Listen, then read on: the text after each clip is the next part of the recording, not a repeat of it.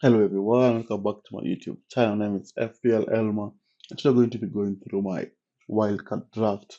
And yeah, hope this video is going to help the people who want to use their wildcard early on after a tough start of the season.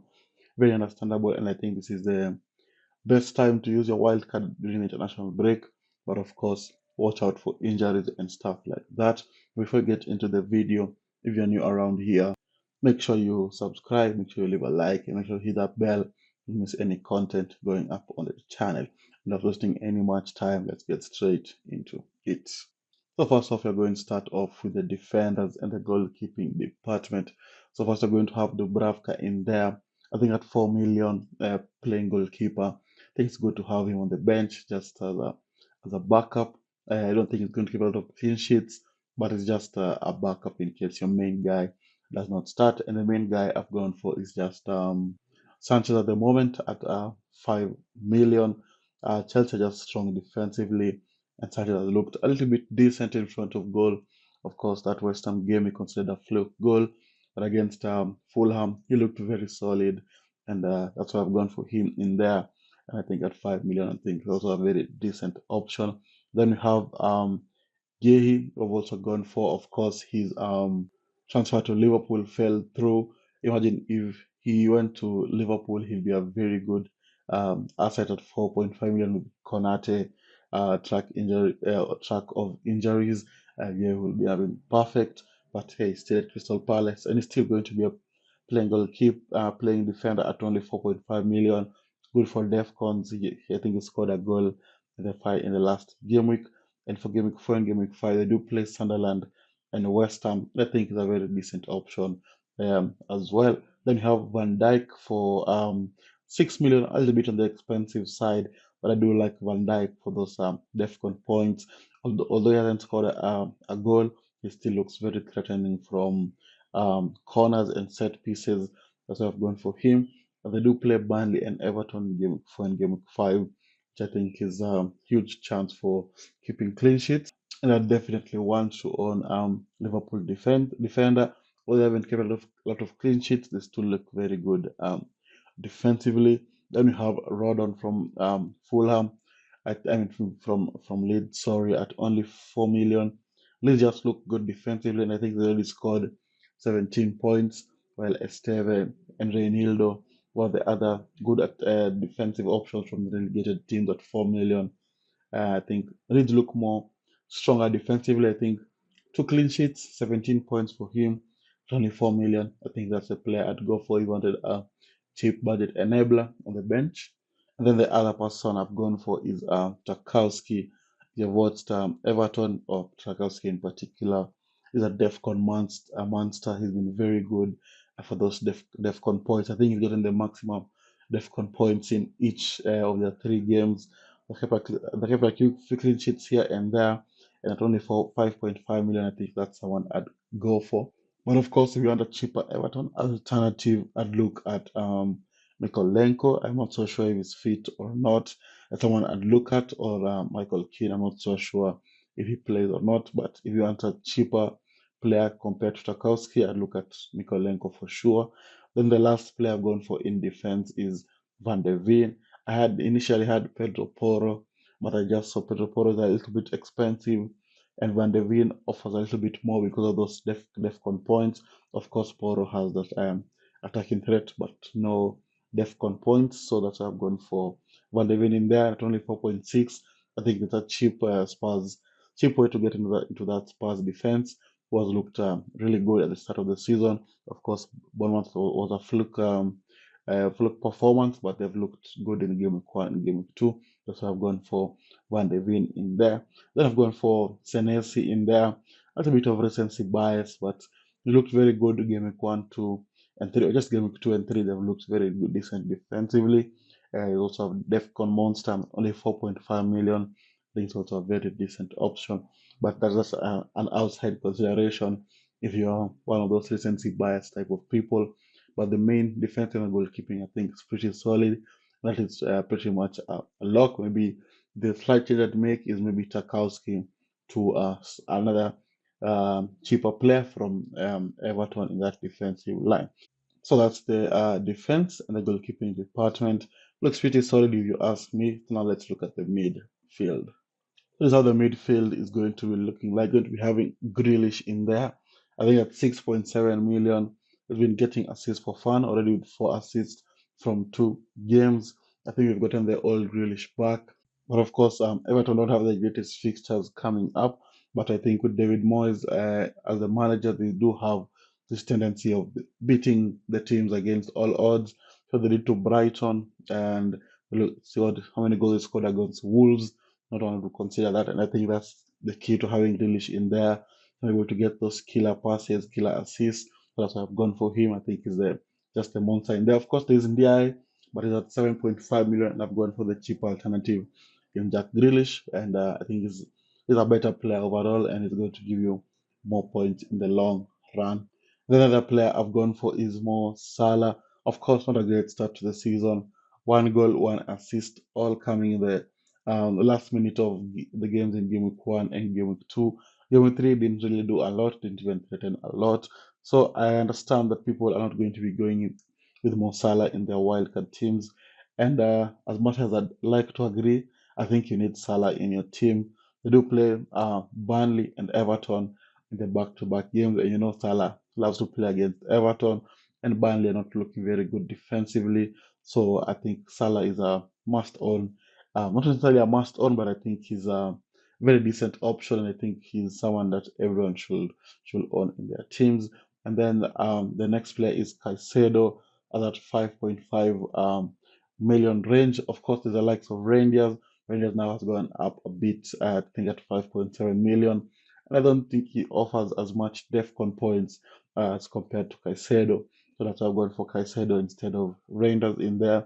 And Enzo, I think, is just a tad too expensive at 6.6 million.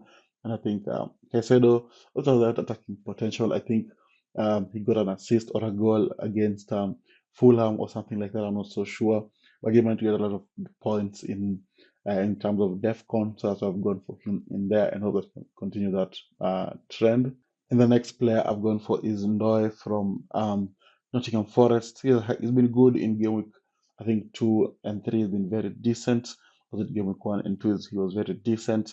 I think good. They have good fixtures in game week 5 and 6. They play both relegation contenders in Burnley and Sunderland. Of course, Burnley have looked very decent. What I'd expect at Nottingham Forest with the signings they have made to be able to beat them at 6.1 million. I think it's a decent option. But if you want a cheap alternative from Nottingham Forest, maybe Callum Hudson-Odoi, but a little bit injury prone. That's why I've gone for Odoi, who's a little bit more fit compared to Odoi.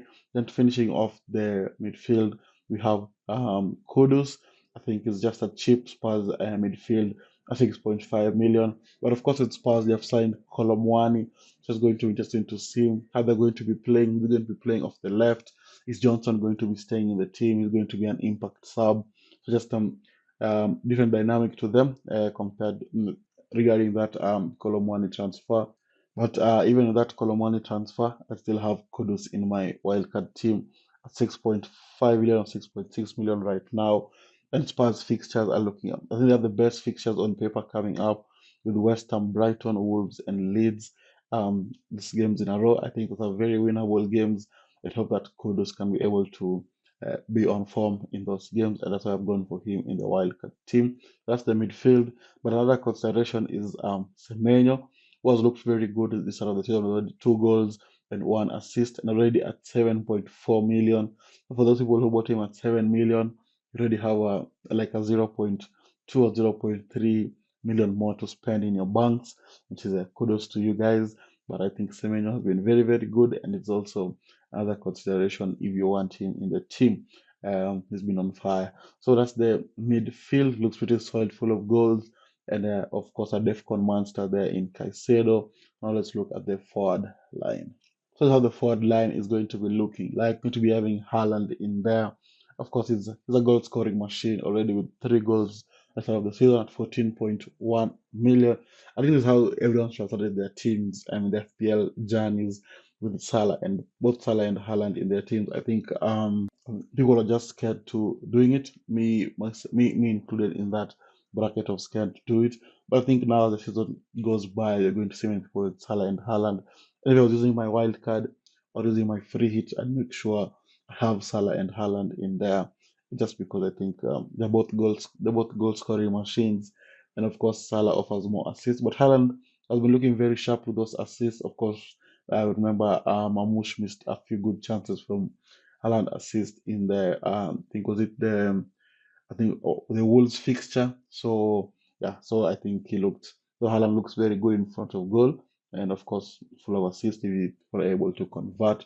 So I've gone for him in there. The next player I've gone for is Joe Pedro, who will have thought he'd be scoring goals from corners and not penalties. So 2 goals and 2 assists so far at 7.7 million. I think he's a must-have in your teams.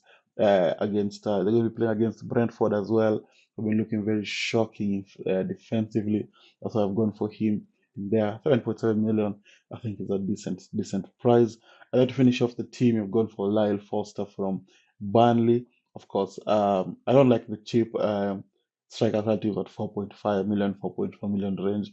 Of course, there's McGui who could be the potential starter for Chelsea, but I'm not so sure about that since they did recall him. Maybe there's a slight chance, but I'm not so sure about that. So that's why I've gone for 5 million in Lyle Foster. But if you want a little extra in the bank, future transfers, go ahead and go for McGoey at 4.4 million right now since his price dropped. But I think Lyle Foster is also a very decent option. I think he already scored a goal or two, so that's why I've gone for him in there. Then we have another consideration in Richarlison, who has been looking very good for Spurs, even keeping Solanke out of the team, which is not something I thought would happen. But of course, they just signed Colomwani, and that's why there's a cloud of uncertainty in having Richarlison in the team.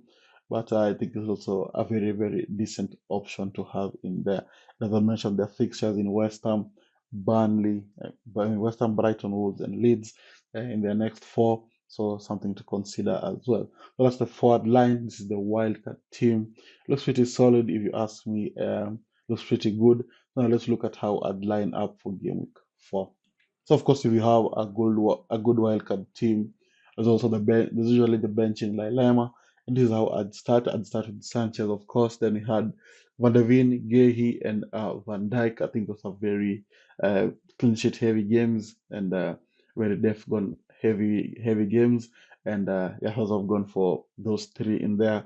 Benching Tarkowski. That's why at 5.5 million. I wouldn't want to spend 5.5 million on a player I'm going to be benching. So that's why I'll go for maybe Mikolenko, who can be able to alternate with maybe like Gehi. So yeah, that's why I've gone for Mikolenko instead of Tarkowski. But for now, Tarkowski is in the team. Then for the midfield, you'd have Salah, Grealish, Caicedo, Ndoye, and Kudus. I think that's a pretty solid midfield. And of course, I'd captain Salah against Burnley. Then we have Haaland and Joe Pedro as well finishing off the team. And I think that's a pretty solid team. That the bench, of course, Dubravka, Foster, Rodon, and Tarkowski. Managing the bench is up to you. I think that's a pretty solid team, pretty solid wild card. Not just for game week 4, but I think for game week 4 to maybe game week around 7 or 8.